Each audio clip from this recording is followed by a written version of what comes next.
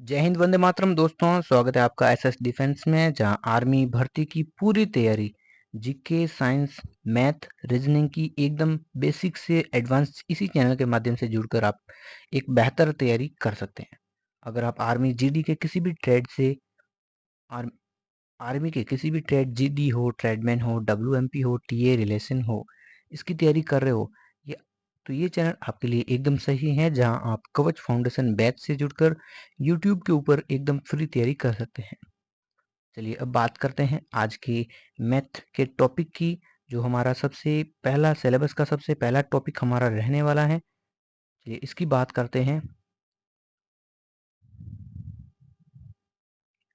तो देखो, क्लास को पूरे ध्यान से पढ़ना है, बीच के अंदर स्किप बिल्कुल भी मत करना।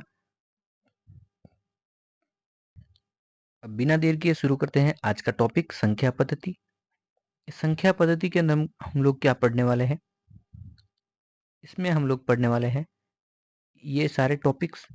इसके बारे में आप लोग ये स्क्रीनशॉट लेके रखिएगा। कोई भी टॉपिक छूट रहा है तो आप लोग कमेंट में जरूर बता देना। चलिए अब शुरू करते हैं सबसे पहला टॉपिक, जो कि है हमारा परिमेय संख्या। अपरिमेय संख्या क्या होती है? देखिए, परिभाषा पढ़ते हैं पहले। वे संख्याएं जिनको p बटा q के रूप में लिखा जा सके। वे संख्या जिन्हें p बटा q के रूप में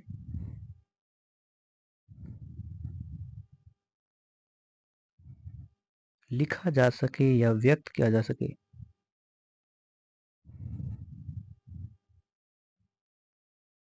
परिमेय संख्या कहलाती हैं। परिमेय संख्या कहलाती हैं। फॉर एग्जाम्पल हम देखें कि क्या हो सकता है p बटा q के रूप में, जैसे कि 1/2 हो सकता है, 3/5 हो सकता है, 4/7 हो सकता है, 8/9 हो सकता है। इस रूप में, यानी कि अंश बटा हर के रूप में जितनी भी संख्याएं हुए हैं वे सारी परिमेय संख्याएं हैं। अब देखिए, यहाँ पर एक रूल भी लागू होता है। p हमारा है अंश, q हमारा है हर। ठीक है। अब देखिए, जो अंश है वो 0 हो सकता है, लेकिन हर है वो 0 नहीं हो सकता है। अंश 0 हो सकता है, लेकिन हर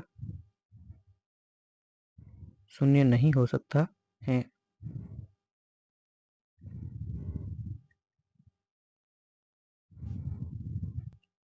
यानी अगर हम बात करें एक लाइन की, संख्या रेखा के जो लाइन होती है, संख्या रेखा की जो लाइन होती है, एग्जाम्पल के अकॉर्डिंग हम देख सकते हैं। कुछ इस प्रकार से एक लाइन होती है संख्या रेखा की। इसके अंदर देखिए, 0 होता है, 1 होता है, 2 होता है, 3, 4, 5, 6, 7, इधर प्लस के होते हैं, यहाँ इन्फिनिटी अनंत तक। यहाँ माइनस में होते हैं 1, 2, 3, 4, माइनस इन्फिनिटी तक होता है। ये आप सभी लोगों ने पढ़ा होगा कहीं ना कहीं, कभी भी कभी ना कभी। ठीक है। चलिए, इस लाइन के अकॉर्डिंग क्या रूल है कि जो क्यू है, जो हर है, वो ये नहीं होना चाहिए, बाकी पी पूरी संख्याएं हो सकती हैं। अब यहाँ पे लिखी जो सारी संख्याएं हैं, यहाँ पर लिखी गई सभी संख्याएं, ये सभी संख्याएं परिमेय संख्याएं हैं। ठीक है। चलिए, एक और रूल है वो हम कर लेते हैं। पहले दशमलव का देखते हैं। दशमलव दशमलव वाली सारी संख्याएं जो है परिमेय नहीं होती हैं। दशमलव के भी दो भाग होते हैं, एक अशांत दशमलव होता है और एक अशांत दशमलव होता है। जो शांत होता है वो परिमेय होता है, अशांत के अंदर आवर्ती जो अशांत दशमलव होता है वो परिमेय संख्या होता है। चलिए इसको देख लेते हैं। 1.2, 3.4, ये सारी दशमलव जो है परिमेय संख्याएं हैं। 5.7, 8.15। ठीक है। इस प्रकार से सारे दशमलव ये हो जाएंगे, क्या परिमेय हो जाएंगे। एक चीज और देख लेते हैं। देखिए, जो रूट के अंदर जो भी मान होते हैं, एक नोट करके पॉइंट लिखना है। रूट का मान निकल जाए तो वह परिमेय संख्या होगी। फॉर एग्जाम्पल के लिए हम चलते हैं, जैसे कि रूट 36, रूट 36, क्या इसका मान है? जी हाँ, निश्चित मान है 6। तो ये परिमेय संख्या हो जाएगी। तो ये परिमेय संख्या हो सकती है, हो जाएगी। चलिए अब बात करते हैं, अगर रूट 7 की, तो क्या इसका निश्चित मान है? नहीं है, तो ये अपरिमेय संख्या हो जाएगी। अपरिमेय संख्या हो जाएगी। यदि बात करते हैं रूट 16 की, क्या इसका निश्चित मान है? जी हाँ, हम कहेंगे 4 है। तो ये क्या हो जाएगी? परिमेय संख्या हो जाएगी। अब हम कहेंगे रूट 3, क्या ये परिमेय संख्या है? क्योंकि इसका निश्चित मान नहीं है, तो ये क्या हो जाएगी? अपरिमेय संख्या।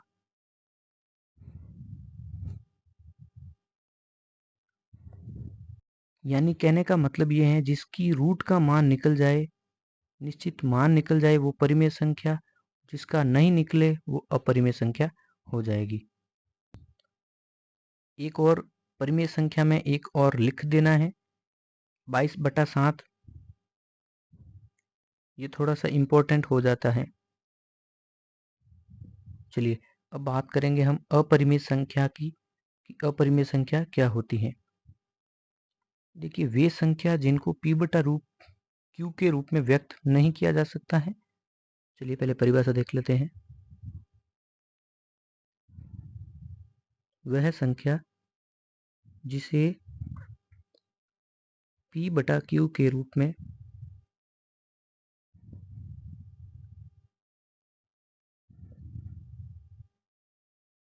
नहीं लिखा जा सकता।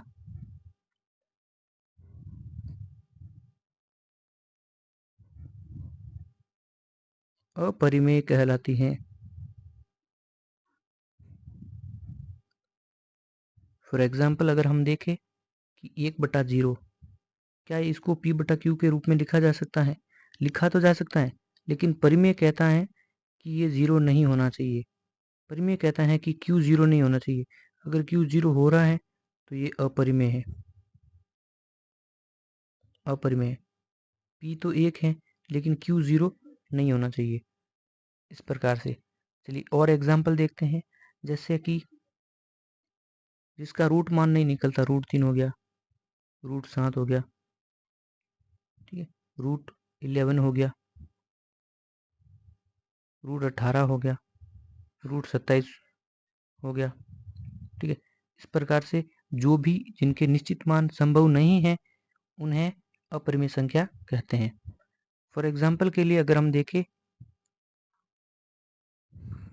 फॉर एग्जाम्पल चलिए एक अपवाद जो है, अपवाद नहीं कह सकते, लेकिन पाई क्या है?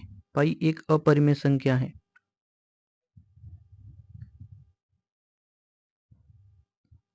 जबकि 22/7 क्या है? एक परिमेय संख्या है। परिमेय संख्या है। अब आप पूछेंगे कि दोनों का मान तो समान है, यानी कि पाई का मान कितना है? 22/7 होता है। लेकिन एक चीज आपके सामने मैं क्लियर कर देता हूँ कि जो पाई का फिक्स वैल्यू है, वो असंत अनावर्ती दशमलव के रूप में है।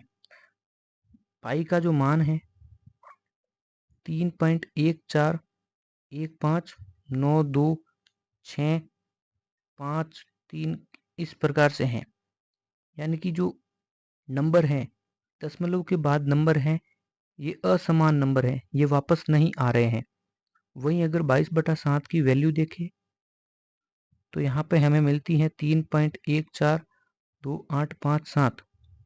फिर वहीं 1428557, ये जो है 1428557, ये टोटल वापस रिपीट हो जाएगी आपकी, रिपीट होगी। इसी कारण ये अपरिमेय है और इसी कारण ये परिमेय है। इतना ही डिफरेंस है दोनों के भीतर, बाकी कोई डिफरेंस नहीं है। हमने देखो क्या पढ़ा, हमने परिमेय के अंदर पढ़ा था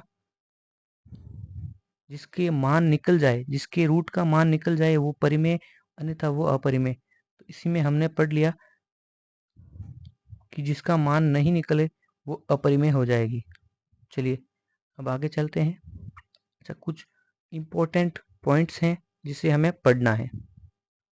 ये जो पॉइंट्स हैं ये बहुत इम्पोर्टेंट हैं, एग्जाम में सीधे सीधे पूछ लिए जाते हैं। फॉर एग्जाम्पल हम लोग पहले देखते हैं परिमेय प्लस परिमेय क्या होता है। परिमेय होता है, हम कहेंगे जी बिल्कुल राइट। इसको प्रूफ कैसे करेंगे, करिए। जैसे फॉर एग्जाम्पल दो परिमेय संख्या है, 5 भी एक परिमेय संख्या है, तो इसको जोड़ेंगे, प्लस लिखा है तो प्लस का 7 हो जाएगा। क्या 7 एक परिमेय संख्या है, हम कहेंगे बिल्कुल सही है। चलिए फिर दूसरा कहेंगे परिमेय माइनस परिमेय इक्वल टू परिमेय, ये भी सही है। फॉर एग्जाम्पल हम देखते हैं 3 माइनस 1 क्या हो जाएगा, 2। अब 3 परिमेय है, जी बिल्कुल। 1 परिमेय है, जी बिल्कुल।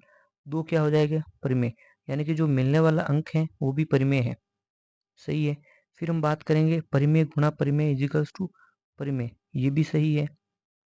फॉर एग्जाम्पल देखते हैं 4 मल्टीप्लाई 3 तो आएगा 12, क्या ये परिमेय है, जी बिल्कुल। क्या ये परिमेय है, बिल्कुल। तो 12 भी क्या आ जाएगा, परिमेय संख्या आ जाएगी। परिमेय के सारे नियम कंप्लीट हुए। अब चलते हैं अपरिमेय की तरफ। बात करते हैं अगर अपरिमेय की, अपरिमेय को अपरिमेय से अगर जोड़ा जाए तो हमें परिमेय भी मिल सकता है और अपरिमेय भी मिल सकता है। फॉर एग्जाम्पल के लिए अगर हम देखें, चलिए देखते हैं, यहाँ पे देखेंगे √2 एक अपरिमेय है, इसको अगर ऐड करेंगे √2 के साथ तो हमें क्या मिला, 2√2 हमें मिला है, 2√2। एक मिनट क्षमा करना मुझे, यहाँ पे मिलेगा 2√2। तो 2√2 क्या है, एक अपरिमेय संख्या है, एक अपरिमेय संख्या है। चलिए ये नियम अपना कंप्लीट हो गया। अब देखिए परिमेय कैसे होगा, चलिए ये भी बता देता हूँ परिमेय कैसे होगा। अब बात करते हैं √2 प्लस माइनस √2 की बात करेंगे, दोनों परिमेय है, दोनों को ऐड कर रहे हैं तो क्या आएगा, √2, ये माइनस वाला बार आएगा तो माइनस हो जाएगा √2 और हो जाएगा 0, यानी 0 क्या है, एक परिमेय संख्या है, तो इसलिए ये परिमेय हो जाएगी और ये अपरिमेय हो जाएगी। यानी कि जोड़ेंगे और घटाएंगे तो भी अपरिमेय और परिमेय संख्या हमें प्राप्त होने वाली है। चलिए अब बात करते हैं अपरिमेय माइनस अपरिमेय। अपरिमेय माइनस अपरिमेय करेंगे तो परिमेय या अपरिमेय संख्या प्राप्त होती है। ये हम देख चुके हैं, दोनों एक ही पॉइंट है, योग करो या घटाओ एक ही पॉइंट है। चलिए अब बात करते हैं अपरिमेय गुणा अपरिमेय, जो कि परिमेय भी प्राप्त हो सकता है और अपरिमेय भी प्राप्त हो सकता है। देखिए अब बात करते हैं अपरिमेय गुणा अपरिमेय की। मान लो 2 एक अपरिमेय संख्या है, √3 एक अपरिमेय संख्या है, दोनों को गुणा करेंगे तो रूट का 6 हो जाएगा, ठीक है। और √6 एक अपरिमेय संख्या है, अपरिमेय है। वहीं अगर बात करें दूसरे की कि ये अपरिमेय आ गया, अब परिमेय चाहिए, ठीक है। चलिए √2 से मल्टीप्लाई करते हैं, √2 एक अपरिमेय है, √2 भी एक अपरिमेय है, इसको मल्टीप्लाई करेंगे तो ओनली अपना 2 आ जाएगा, जो कि क्या है, एक परिमेय संख्या है, ठीक है। इस प्रकार से हमारा ये अपरिमेय वाला रूल भी कंप्लीट हो जाता है। चलिए अब बात करते हैं आगे। चलिए अब ये जो है मिक्स में आ रहा है, इसका मतलब है परिमेय प्लस अपरिमेय क्या हो जाएगा, अपरिमेय। फॉर एग्जाम्पल हम देखते हैं 2 एक परिमेय संख्या है,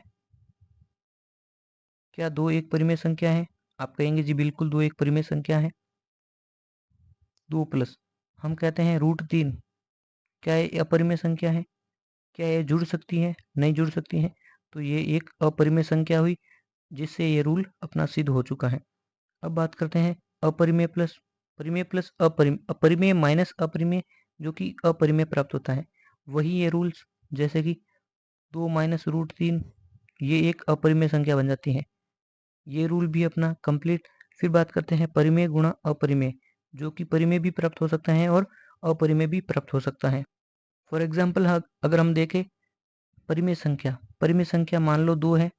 चलिए अपरिमेय संख्या ये मान लो 3 है, तो यहाँ से मिलेगा हमें 2√3। 2√3 इसी का कोई निश्चित मान नहीं है, तो ये हो जाती है अपरिमेय संख्या हो जाती है। सॉरी, ये हो जाती है अपरिमेय संख्या। वहीं अगर बात करते हैं, अगर परिमेय लाना है तो 0 एक परिमेय संख्या है, इसको अपरिमेय संख्या से मल्टीप्लाई करेंगे तो आएगा 0, जो कि एक परिमेय संख्या है। तो हमने 9 रूल्स पढ़े। 9 के 9 रूल्स को मैंने इसी टाइप से मैंने आपको एग्जाम्पल के अकॉर्डिंग मैंने आपको बता दिया है। चलिए अब अगले बात करता है पूर्णांक की। पूर्णांक क्या होता है, इसे नंबर लाइन के अकॉर्डिंग हम लोग पढ़ने वाले हैं। 0, 1, 2 यानी संख्या रेखा पर पढ़ने वाले हैं। 5, 6 यहाँ तक अनंत तक जाएगी। फिर इधर माइनस में -1, -2, -3, -4, -5 ये अनंत तक जाएगी। ठीक है। अब पूर्णांक संख्या किसे कहते हैं? संख्या रेखा पर जो सारी समस्त रेखाएं हमें दिख रही हैं, सभी लाइन्स हमें दिख रही हैं, वो सभी की सभी क्या है? वो एक पूर्णांक है। सभी की सभी एक पूर्णांक है। ये सभी पूर्णांक है। सभी पूर्णांक सभी हैं। संख्या रेखा पर सभी एक पूर्णांक हैं, पूर्णांक संख्याएं हैं। ठीक है। अब देखिए एक बात और है, ये है धनात्मक पूर्णांक, और 0 से इधर ये हो जाएगी ऋणात्मक पूर्णांक। दोस्तों वीडियो अच्छा लग रहा है तो आप लोग कमेंट भी करना और लाइक भी कर देना। अब देखिए धनात्मक संख्या में सबसे छोटी संख्या कौन सी है?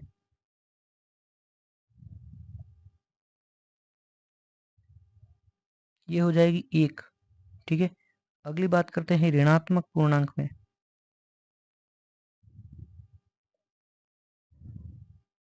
ऋणात्मक पूर्णांक में सबसे बड़ी संख्या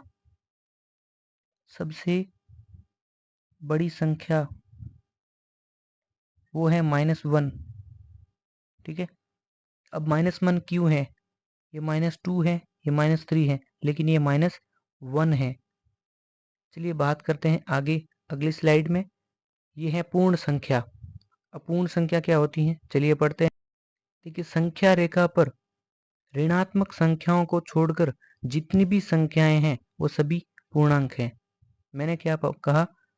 ऋणात्मक संख्याओं को छोड़कर -1, -2, -3, -4 ये माइनस अनंत तक, ये 0 है, 1, 2, 3, 4, 5, 6 ये अनंत तक। ठीक है। अब यहाँ पे हमें चाहिए पूर्णांक संख्या। ठीक है। तो ये सारी पूर्णांक संख्याएं हैं 0 से लेकर अनंत तक। जो पॉजिटिव नंबर है, धनात्मक संख्याएं हैं, वो सभी पूर्ण संख्याएं हैं। इसका मतलब समझे आप, पूर्णांक संख्या में 0 सम्मिलित होता है। चलिए बात करते हैं।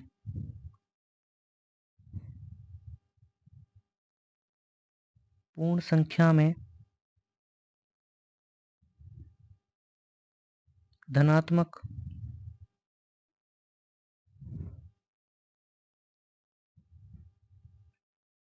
संख्या होती है।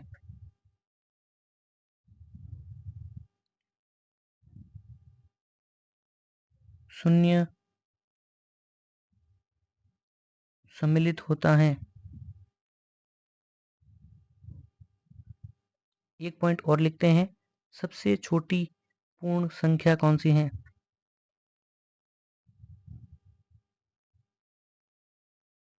सबसे छोटी पूर्ण संख्या कौन सी है? हम कहेंगे 0, क्योंकि 0 से ही तो स्टार्ट हो रहा है, 0 से ही तो पूर्ण संख्या शुरू हो रही है, इसीलिए ये सबसे छोटी संख्या हुई। इसके अंदर भिन्न देखिए, इसके अंदर ऋणात्मक नहीं,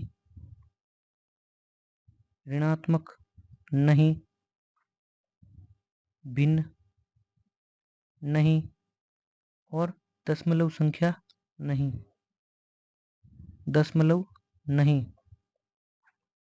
देखो, पूर्ण संख्या के अंदर ऋणात्मक नहीं होती है, ठीक है, भिन्न नहीं होती है, दशमलव नहीं होती है। आपको समझ में आ गया होगा कि पूर्ण संख्या किसे कहते हैं। अब बात करते हैं प्राकृत संख्या की, नेचुरल नंबर्स की। चलिए बात करते हैं। नेचुरल नंबर का अर्थ ही यही है कि जो प्राकृतिक रूप से हमें दिखे, कोई संख्या हमें दिख रही है, माइनस में कोई संख्या हमें नहीं दिखती, जीरो संख्या किसी प्रकार की नहीं होती, तो हमें जो दिखता है, 1 दिखता है, 2 दिखता है, 3, जिसे हम गिन सकते हैं, आंखों द्वारा देखकर जिसे गिन सकते हैं, वो सभी प्राकृत संख्याएं हैं। ठीक है, अब देखिए सबसे छोटी प्राकृत संख्या कौन सी है। सबसे छोटी प्राकृत संख्या कौन सी है, वो हो जाएगी 1। ठीक है, 1 से शुरू होती है, 1 से शुरू होती है। यहाँ और एक पॉइंट लिखता हूं, गिनी जा सके,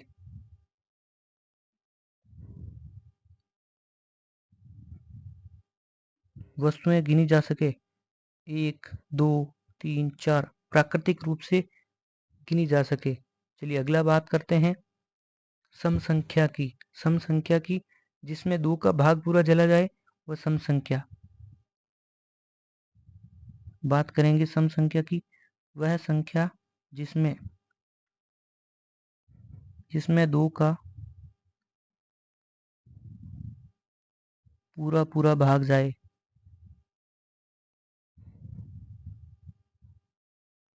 फॉर एग्जाम्पल 2 4 6 8 10 12, इस तरह से अनंत तक जो भी संख्याएं 2 से डिवाइडेड हैं, वो सम संख्याएं हैं।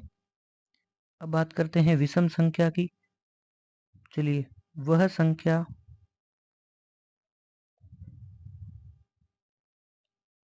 जिसमें 2 का भाग नहीं जाता है।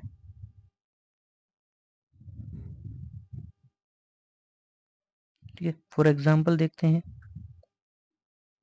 3 5 7 9, ये जो सारी संख्याएं हैं वो क्या हो जाएगी, विषम संख्याएं। विषम संख्या जो होती हैं वो माइनस में भी कुछ इसी प्रकार से -1 -3 -5 -7, इस प्रकार से, और सम संख्याएं -4 -6 -8 -10, ये माइनस अनंत तक चल सकती हैं। चलिए अब बात करते हैं अगली स्लाइड की तरफ, भाज्य संख्या। भाज्य संख्या क्या होती हैं, इसके बारे में पढ़ते हैं। वे संख्या जिसमें एक और स्वयं के अलावा अन्य किसी और का भी भाग जाता है। परिभाषा में लिख देता हूं,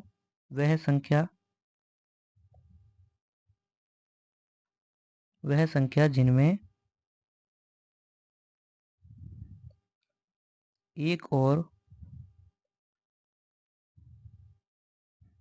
स्वयं के अलावा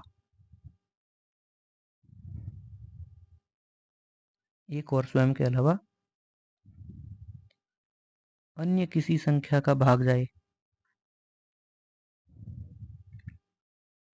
संख्या का भाग जाता हो,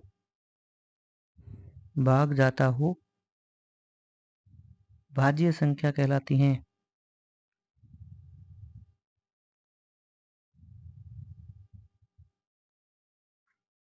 फॉर एग्जाम्पल अगर हम देखें, जैसे 4 है, 6 है, 8 है, 9 है, 10, 11 नहीं 12, 13 नहीं 14, 15, 16, यानी कि स्वयं और खुद के अलावा भी दूसरी संख्या का भाग जाए, वो हो जाएगी भाज्य संख्या। अब देखिए 2 पॉइंट लिखते हैं इंपॉर्टेंट। सबसे छोटी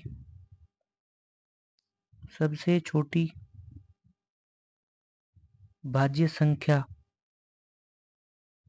कौन सी है, 4 है, जी कहेंगे आप, सही है। अब है सबसे छोटी विषम भाज्य संख्या।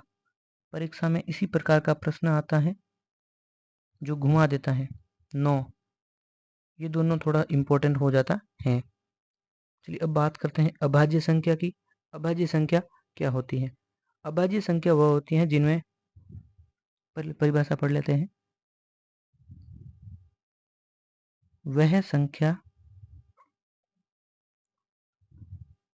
जिसमें एक और स्वयं के अलावा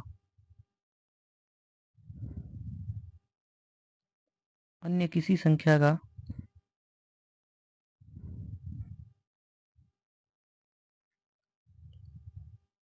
भाग नहीं जाता है,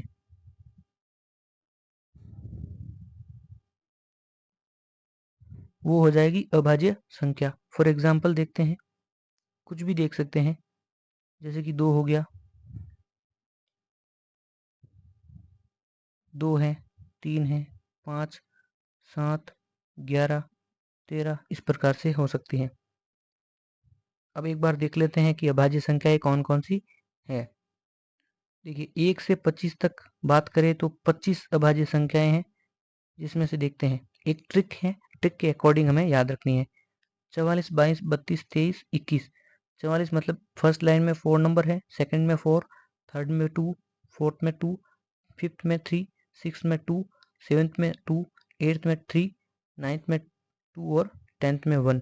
यानी कि फर्स्ट लाइन जिसके अंदर 1 से 10 के अंदर जो अंक हैं, उनमें देखिए 2 एक अभाज्य संख्या है, 3 हो जाएगी, 5 हो जाएगी, 7 हो जाएगी, फिर 11 है, 13 है, 17 है, 19 है, फिर 23 है, 29 है, फिर 31 है, 37 है, फिर 41 है, 43 है, 47 है, फिर 53 है, 59 है, 61, 67, 71, 73, 79, फिर 83, 89, फिर 97। ये संख्याएं हैं जो 1 से 100 तक अभाज्य संख्याएं हैं। टोटल 25 अंक हैं जो अभाज्य हैं। चलिए अब बात करते हैं मेन पॉइंट्स की। सम अभाज्य संख्या कौन सी है? 2 है। सबसे छोटी अभाज्य संख्या भी 2 है। सबसे छोटी विषम अभाज्य संख्या 3 है। 3 क्रमागत विषम अभाज्य संख्या कौन सी है? 3 क्रमागत विषम अभाज्य संख्या मैं कहूँगा 3 है, 5 है, 7 है। एक इसने रूल बोला है, एक ना तो भाज्य है और ना ही अभाज्य है। यहाँ पे जुड़वा अभाज्य लिखना है। जुड़वा अभाज्य संख्या कौन सी है? फॉर एग्जाम्पल देखो 3, 5, ठीक है, 5, 7, ठीक है, फिर 11, 13, इस प्रकार से जुड़वा अभाज्य संख्या हो जाएगी। चलिए आगे बात करते हैं। 1 से 25 तक कितनी जो है अभाज्य संख्याएं हैं? जी हम कहेंगे 9 है। 1 से 50 तक कितनी है?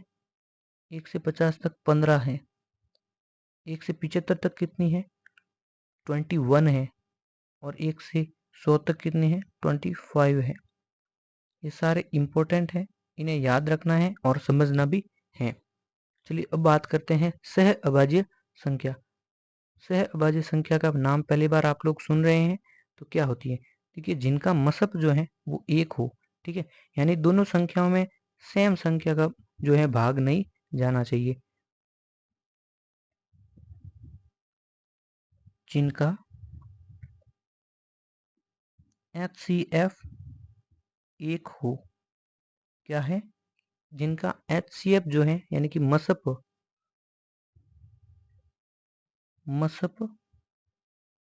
1 हो, ठीक है। चलिए दोनों संख्या जो है इसके अंदर सेम संख्या का भाग नहीं जाना चाहिए।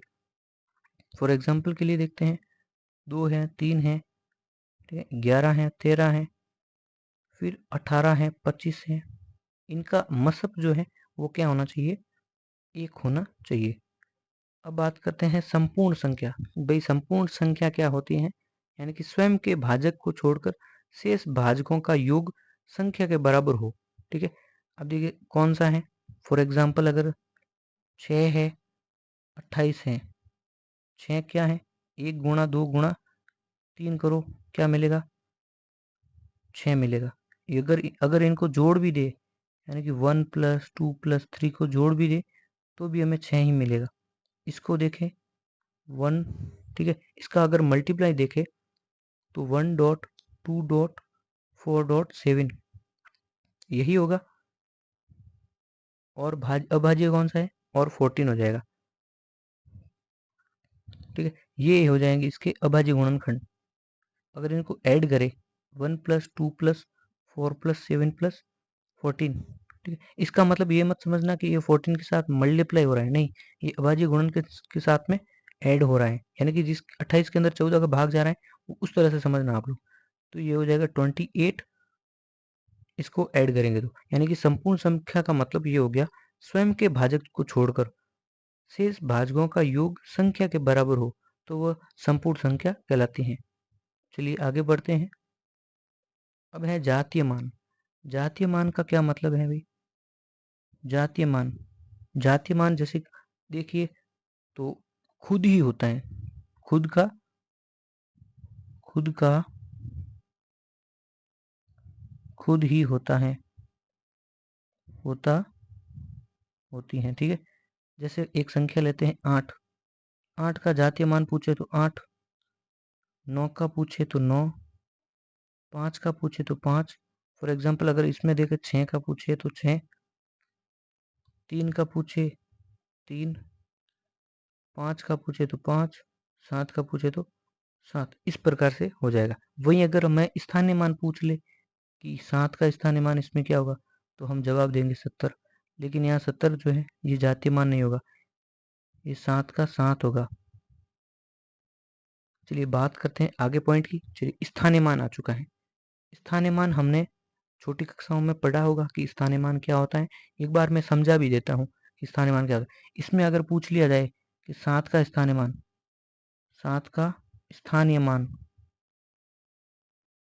क्या होता है, 7 के पीछे जितने अंक है उतने 0 लगाने, 4 अंक है तो 4 0 लगाएंगे। ये सभी को आता है स्थानीय मान, लेकिन हम प्रश्न को कुछ अलग टाइप से लाए हैं, इसको हल करते हैं। चलिए प्रश्न है 8 के स्थानीय मान और जातीय मान में अंतर और योग बताना है। इसका 8 का स्थानीय मान कितना है, 8 के पास जितने अंक हैं बाद में 1 2 3 4 और 5, और उसके अंदर योग करना है किसका, 8 के जातीय मान का। 8 का जातीय मान 8 ही होता है, तो योग हो जाएगा, ये अपना योग हो जाएगा। ये क्या हो जाएगा, योग। अगर वहीं अंतर पूछे तो यहाँ पे कुछ इस टाइप से हो जाएगा 99997, ये हो जाएगा इसका अंतर। ये प्रश्न मैंने आपको HW के लिए यानी होमवर्क के लिए मैंने दिया है, आप इसको जरूर पूरा कीजिएगा। चलिए तो ये था आज का हमारा संख्या पद्धति का जो टॉपिक, ठीक है। इस वीडियो की पूरी PDF आपको हमारे टेलीग्राम चैनल पर मिल जाएगी, लिंक डिस्क्रिप्शन में है, जाकर ज्वाइन कर लेना अगर आप चाहते हैं कि आपकी तैयारी बिना रुकावट इसी प्रकार से चलती रहे। और आज का वीडियो कैसा लगा, ये वीडियो को लाइक कर देना। अगली क्लास में मिलते हैं, तब तक के लिए पढ़ते रहिए, दौड़ते रहिए। जय हिंद, जय भारत, धन्यवाद।